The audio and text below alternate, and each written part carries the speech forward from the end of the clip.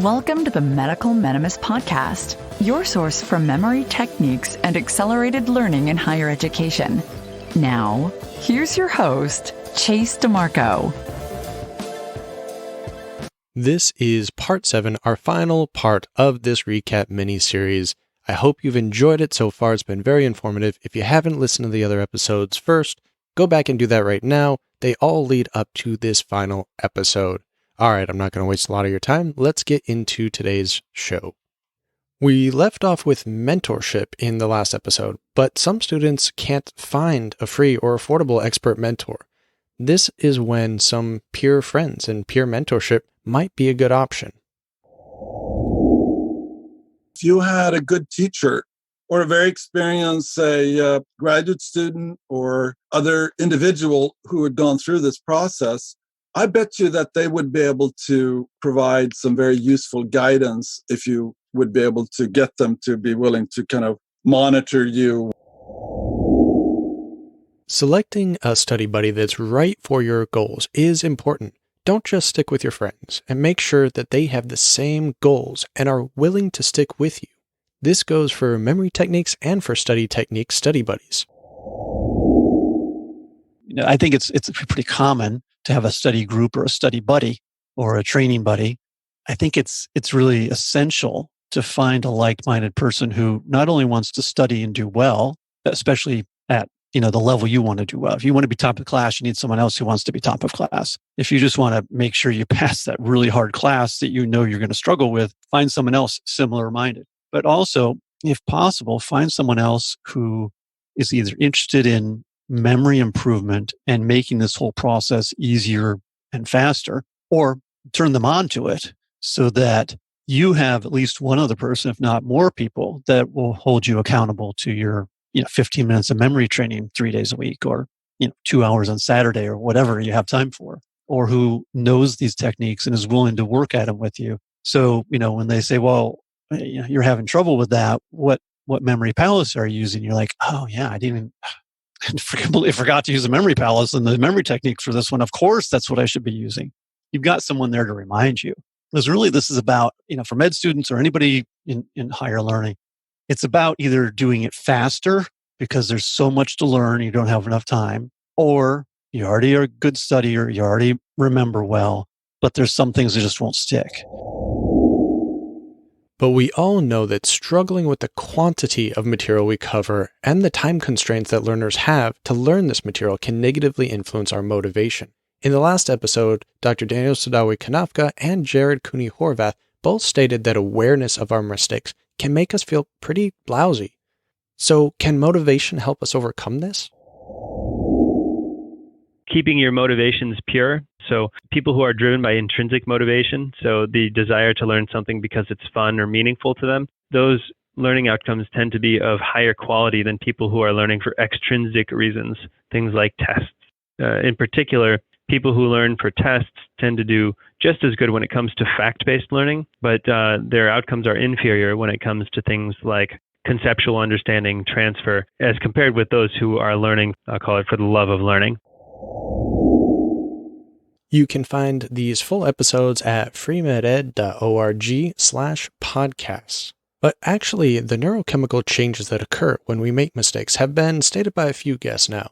Here's Anthony Metivier discussing his interview with Dr. Barbara Oakley on the subject and his personal feelings about overcoming these emotional states. Speaking of Barbara Oakley, she talks in a book of hers called Mind Shift about the insular cortex and how that it creates a kind of pain response in the brain whenever people face a situation of needing to make an effort, and that's quite natural. And I have no disagreement that may be so, other than that we have an entire history of the human species bucking up and getting the work done anyway. So I don't, see any excuses. And if I have a flaw, it's that I don't even accept excuses from myself, and certainly not from any of my students. And I will often write people when they have excuses, you've just got to dive in, create the habit, let the brain chemicals do their work, like dopamine and myelin sheaths and all this great neurochemical stuff that will happen if you're just consistent and persist. I don't care what your IQ is. I don't care what your story is. I don't care about any of that stuff. Do the work, the results will follow, and don't listen to the story that your brain is telling you that it's too hard. When we're talking about motivation and learning, we're really talking about the motivation to study to the quality that is going to lead to long-term memory, to long-term retention, or as Jake Gittleson from the Learning Geeks podcast calls it, durable learning. And this can be different than our short-term learning goals. How can durable learning relate to motivation? And how does that affect our cognitive energies that we need to expend to learn this material properly? Durable learning is not a coined term that, we came up with. It's actually been out there for a while. I mean, at the end of the day, it's just learning that lasts and learning that sticks.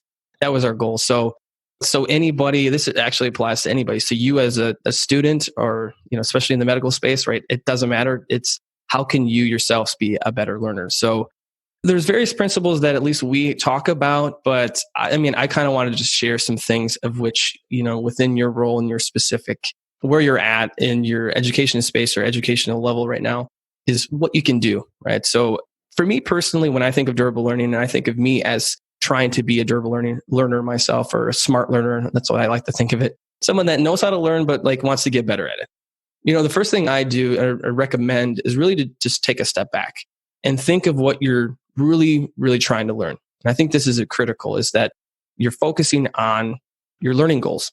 So in the context of higher education, this applies too. So, and it requires more effort on yourself. And I think that's the difference, mainly because you may be required to learn a particular subject, especially in a class you're enrolled into. And when you're not the seeker or discoverer of something you're looking for answers for, maybe you are, but let's say you're just not. That's when it's harder, because it's going to require more energy, and our brains are wired to spend only the energy it needs to. So when we're trying to learn something, we're told to learn, getting the motivation is going to be difficult, which brings me to my second tip, which is to discover personal relevancy. And this is a term that I don't even know if it's a real term or whatever, but it's something I came up with, meaning that in anything you do, find meaning for yourself. So find a piece of that, something that you're working on, especially if it was already prescribed for you, that makes you curious. Dig deep to find a connection to another subject or a topic area. If that doesn't work, think of it like a high level purpose. So let's say your passion is to be a medical professional. How will this topic subject improve my skills to do that? Instructors do have their own learning style, and this is what's comfortable for them, but this can be very unmotivating for students. But like Jake states, having a support structure can really help students achieve greater motivations, and motivation specifically towards their self-directed learning. One of the first things is they're prescribing learning, or at least trying to come up with what approach or a path that they think is best. And sometimes it's very difficult for the individual to make sense of that, for one, and also to connect to personal relevancy. So I think with self-directed learning, one key aspect of it is that there's really two components. One is to have a strong support environment in place. So let's think outside of yourself. And then at the same time, you need to be a strong learner. So you're going to come in situations all the time throughout your life where you're going to be in those same situations, especially in the corporate environment, or even in the medical space, you're going to be constantly told you need to keep learning and keep going and further your education and further your knowledge in certain areas. But you're going to have to constantly come back to, why am I doing this? And if they're telling me this, take some of it and then maybe find something that's really curious to you and then move on beyond that. It's going to take more than just the lecture format, right? And I think it is stepping beyond. And again, I think the best learners, regardless of where you're at, still need a strong support structure in place, especially at the start. And I've read multiple studies that says a person that has strong self-regulation, which is another term for self-direction, is that they need more support up front when learning something new. So to get better, understand what it takes yourself as an individual and what it's going to take to have that support environment around you. The lecture is just one component, You also have reading, and yes, you may have assigned reading, but there's other readings that you can do out there. There's other things you can watch, talk with other peers, right? There's other things around you. Take it all in. And so I think constantly scan to what makes you curious. Another thing is push yourself beyond your comfort zone. So never get comfortable. And I think in a lecture format, again, it might be very passive, but what can make you push yourself beyond that? How can I take components within that lecture and maybe apply it in some way, apply it in some context? Or could I have a conversation with somebody, even if it's just I barely know the subject, but can I push myself to learn more about it by sharing it? So finding these personal relevance connections, these reasons why the material might be fun or interesting to you, might be difficult at first. I frequently hear students stating that this doesn't make sense, or I don't know how this is going to benefit me or my future patients. Then it becomes more difficult to remember. So increased awareness of topics of personal relevance or hobbies or interests can really go a long way in motivating you when you're tackling this seemingly arbitrary information. And also, don't forget to utilize your social networks. I can sit and take notes, read them again, and hope for the best on the test. But what if I pushed myself after each chapter or subject and told my friends about it? And, for me personally, most things I read or hear, I go and explain it to my wife. She doesn't really care what I say, but it doesn't matter because what I'm doing is that I'm sharing it and I'm trying to get my thoughts out there. And even if it's not refined yet, I'm just testing it. So I'm using my network around me to help me further strengthen my knowledge on a particular topic. So, and frankly, that's practicing. And implement the testing effect, aka rehearsal practice. Even if you don't know the material that well, try to explain it to a significant other or friend or family member. Actually, recently with the COVID outbreak, some members of the Medical Nemesis Mastermind have been asking how to increase their motivation, and some have toddlers at home that make it difficult to study. So one suggestion I gave them was just to rehearse it to them, maybe even in the form of a song. I mean, worst case is now you're recalling the information and finding gaps in your knowledge, and you're trying to make it kind of fun by making a song out of it, making it interesting, and interacting with your kid at the same time. And if nothing else, maybe it'll induce nap time.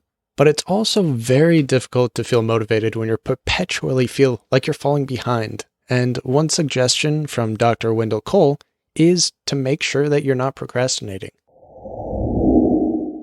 We clicked record and just doing it, now. A lot of people love to wait and say, hey, we'll wait till I'm done with residency, or okay, I'll wait till I'm done with med school, or I'll wait till this, then I'll have more time to do things. And it's always like a delaying game. It's procrastinating,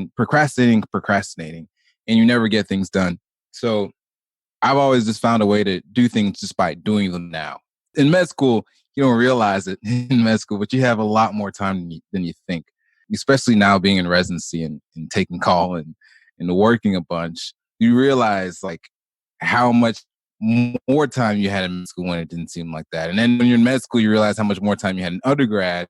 So it's always like another level of things. I figured out the 80-20 rule, right? There's a rule that says kind of 80% of your productivity is done by 20% of your activities. So if you figure out those 20% of things that you're doing that's giving you 80% of the output, you can focus in on those 20% of things instead of doing this 100% and only being somewhat effective.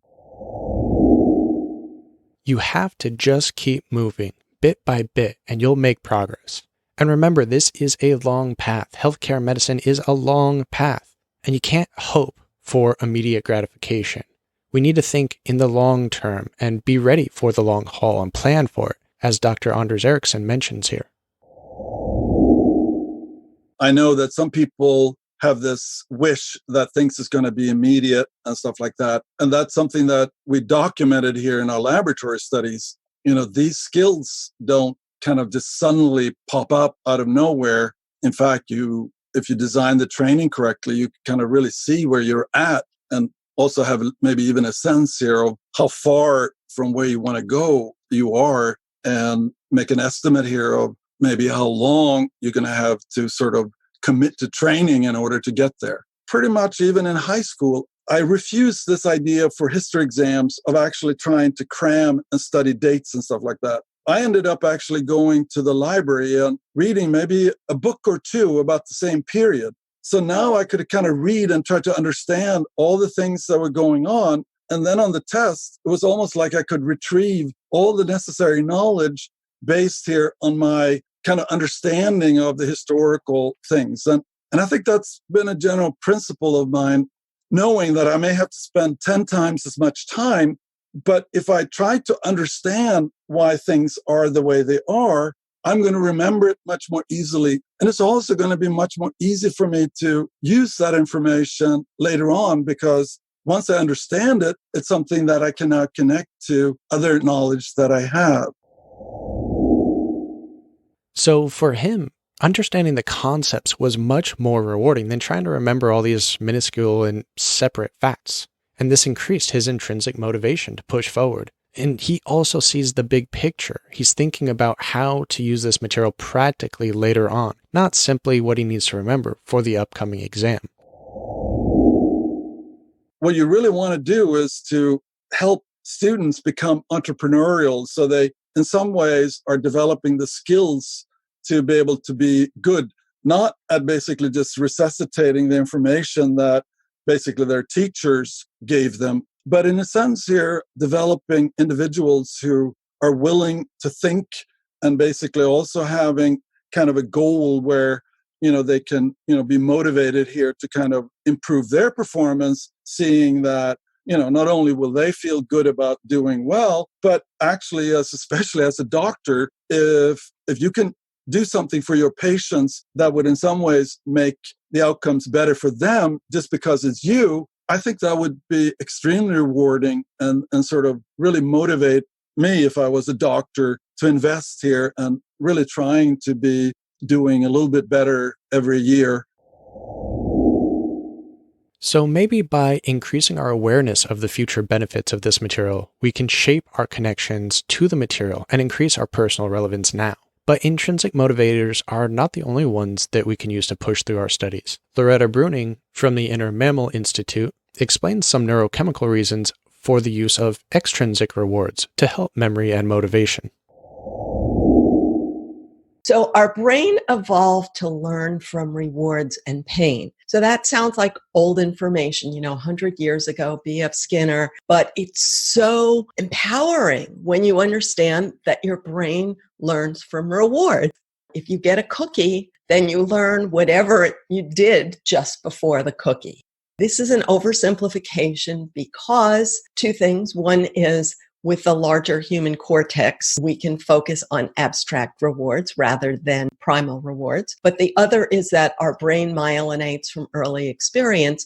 So the rewards we wired ourselves to seek in youth are more powerful to our motivational system than conscious, intentional rewards that you seek today. So to use a grossly simplistic explanation, if you're going to study for an hour, break it down to 15-minute sections. If you're going to eat a cookie anyway, eat a quarter of the cookie after each of the 15-minute sections. So that's just a grossly oversimplified way of looking at it. If you can clarify before you start in your mind the abstract rewards that you expect to get, you're probably already doing that. It really helps to clarify the rewards you expect to get and give yourself a small reward of some sort or another, because then you're always going to be anticipating that reward and that's stimulating your dopamine. But again, the abstraction that this knowledge is rewarding to you because of what? I want to learn this, because when you want to learn something, that's the expectation of a reward and that stimulates dopamine. Intrinsic rewards, as we know, are better, but when you put marathon pressure on yourself, you're really extending those intrinsic rewards more than natural role. Let's think about how they evolved to work. Primates are not born hardwired with survival knowledge. They learn from life experience, from interacting with the world. And every chimpanzee learns to identify, it's suggested, like over 24 different types of leaves by how rewarding is that particular item. Our sort of reward structure is very much affected by our early experience. So I would say it's very individual, that each person can look to what motivates them from their early experience. But as you know, the reason you want to be a doctor, that would be like a chimp saying, a year from now, I'm going to plant a seed because a year from now, it's going to grow into fruit. So they don't do that. We need some short-term rewards. If we totally deprive ourselves of short-term rewards, our body rebels. Do you know what your childhood rewards were? Maybe television or food or being able to go outside and have free playtime. How can you plan your rewards now, and what do you want to get from them? Sometimes we need these short-term rewards in order to finally make it to our ultimate long-term plans. So let's break our study habits down into smaller chunks and focus on the difficult tasks first.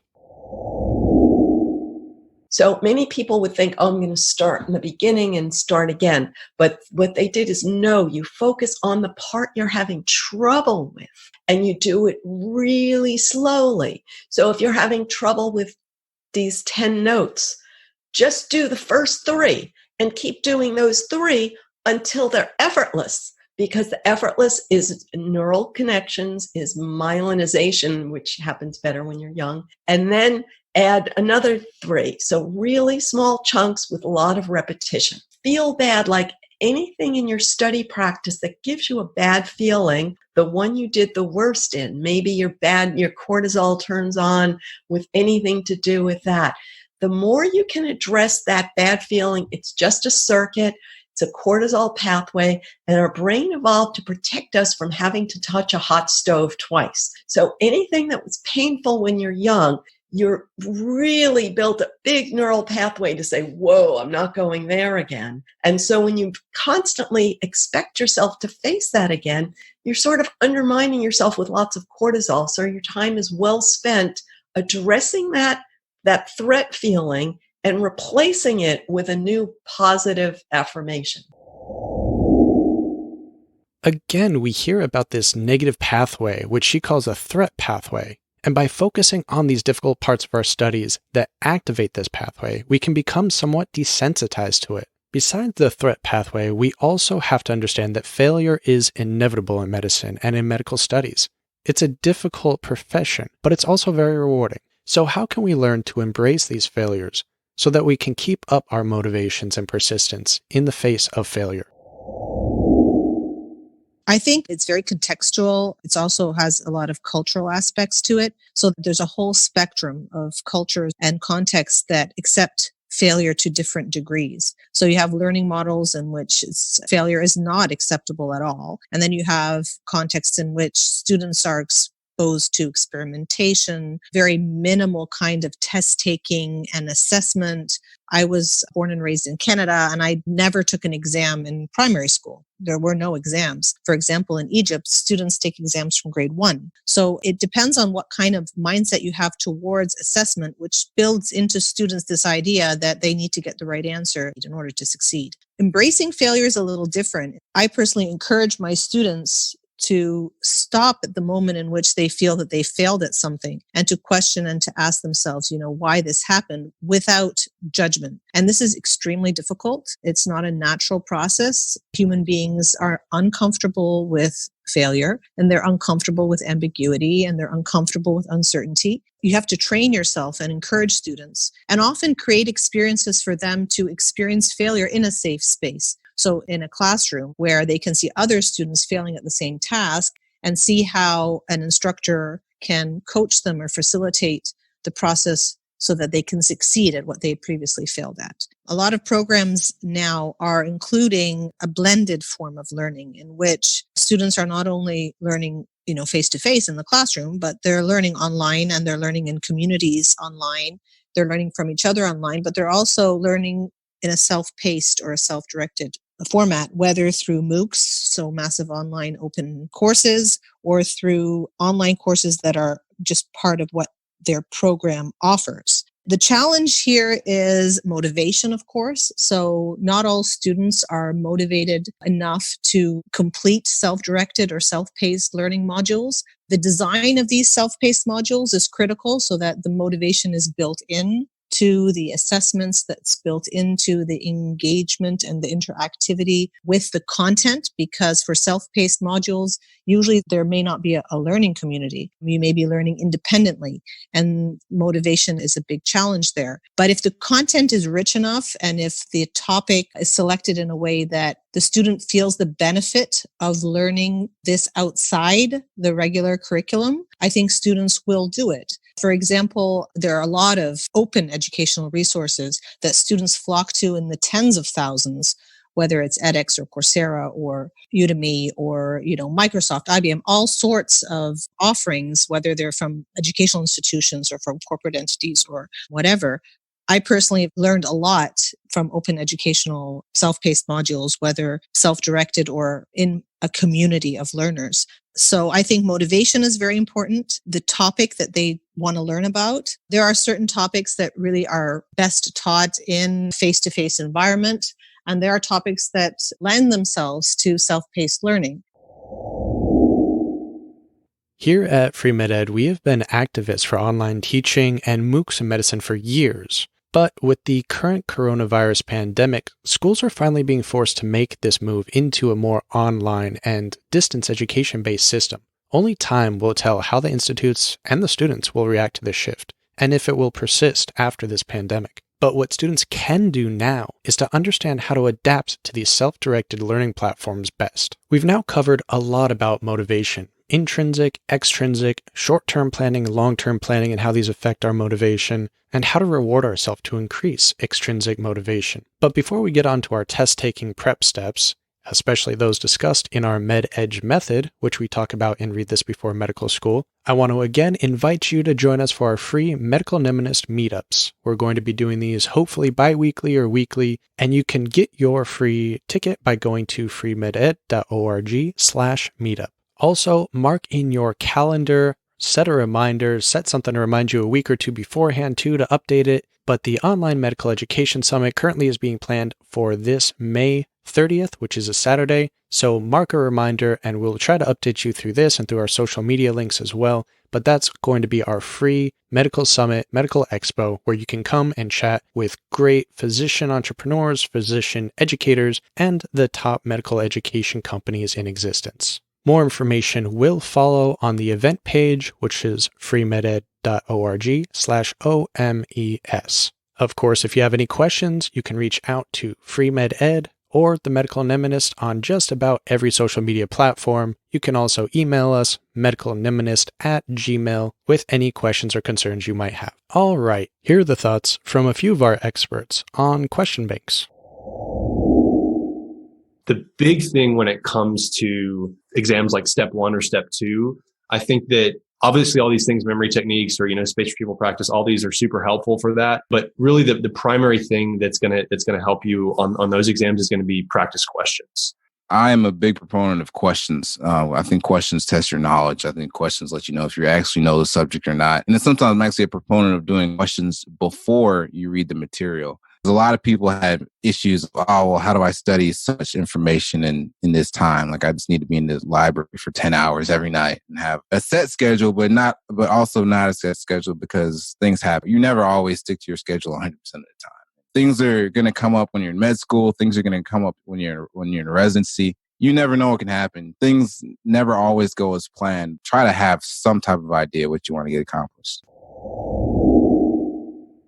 One way to implement this scheduling is with your exam schedule. Maybe before a quiz or before a standardized exam, what are you going to do for the day before, the week before, several months before? Plan everything out, but also know that you might not hit every benchmark and that you'll have to adjust as time goes on. I know a problem I often had was overestimating the number of questions I could tackle within a set amount of time, and also underestimating how long it would take to properly review those topics after a practice test. We do have several charts and schedule examples and other things that you might find useful for free in our PDF workbook, which you can access by going to freemeded.org/medstudent. However, even with the proper study plan, our flashcard decks, and some reputable QBank software, we might still find that our struggle continues, especially when we're discussing board exams. They are sometimes meant to test you in ways that have not really been tested before. This doesn't mean just difficult content, but working your cognitive abilities in more strenuous manners than they're used to.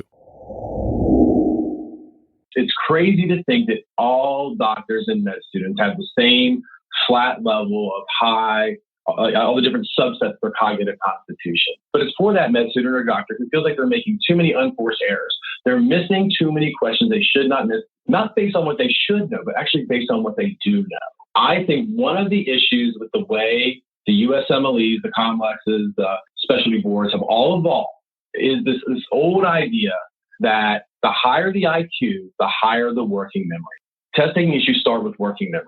So if the way these questions have evolved, I think there's a blind, unspoken, unintentional expectation that everybody sitting at the table doing questions has a robust working memory. So to me, that's where when you're reading questions, all that stuff is getting front loaded into that working memory. And if your working memory is not as robust as everyone else's, you're going to be more likely to lose pieces of information.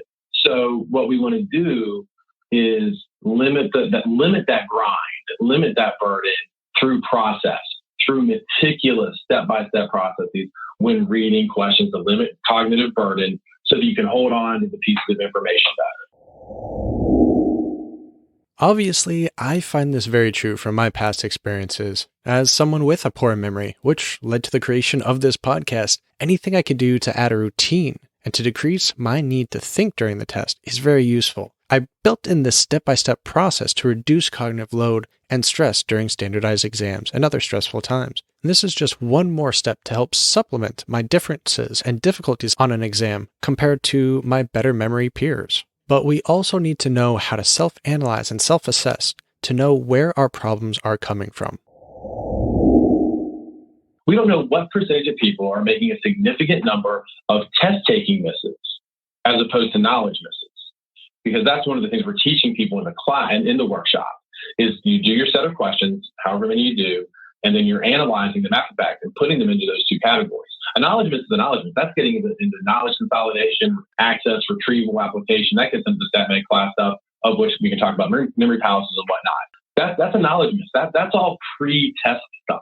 What we don't know is how many people are making these unforced errors, these test-taking mistakes, at what rate, and how prevalent they are across the table, and then how we can then what we can do to fix it. So I was listening to a Malcolm Gladwell podcast, and he was talking about basketball and soccer, and saying that basketball is a strong link system because the team with the best player is going to win the most games, and whereas soccer is a weak link system. Like the team with the weakest player on the field is probably going to lose. What is test taking? Is test taking a strong link system or is it a weak link system? So Chase, in your experience, what would you say? So test taking would be a weak link system. Right. Yeah, absolutely. Because people talk, I think we get validation when we behave erratically or inconsistently because, hey, I nailed that question. Hey, I nailed this question. But your score is not dictated by that. The score is like, it's not about how good you are, like when you're on your best behavior, executing, nailing questions here and there. That's not what determines success on boards. It's how bad you are. Like, it's not where the ceiling is, how deep is the basement.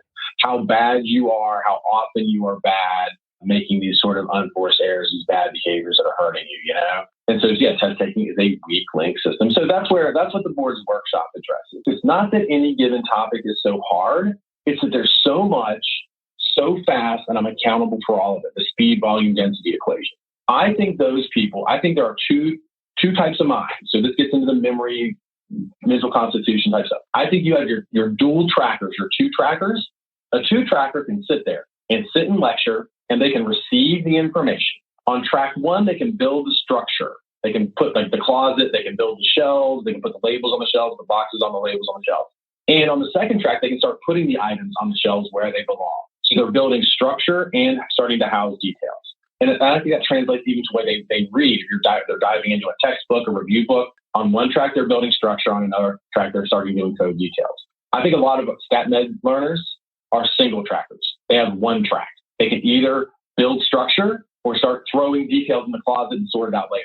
And after the first test, when they get shellacked on details, they are going to make a decision, conscious or unconscious, and be like, I need details. So now this closet looks like they're metaphorically scribbling details on Post-it notes and haphazardly slapping them all over the closet. The closet has a flickering light. There's like a leak over here in the corner. Stuff's falling down. The stuff might be in the closet, but they don't know where it is. I think learning has to start from a study perspective. If it's not happening subconsciously, automatically, we have to consciously find, extract, and build superstructure first. We call that frameworking. This is a strategy that's taught in the class. You have to start with finding structure first. You can't take too long there. It's got to be external and explicit, not internal and implicit. And then all roads must lead to retrieval practice. I would rather direct the effort toward attempting recall at the hierarchical information, going from the subcategorization back to the details. And yes, it's going to feel terrible because you're failing. I just studied this. I only remember 10%. This is terrible. That is the name of the game.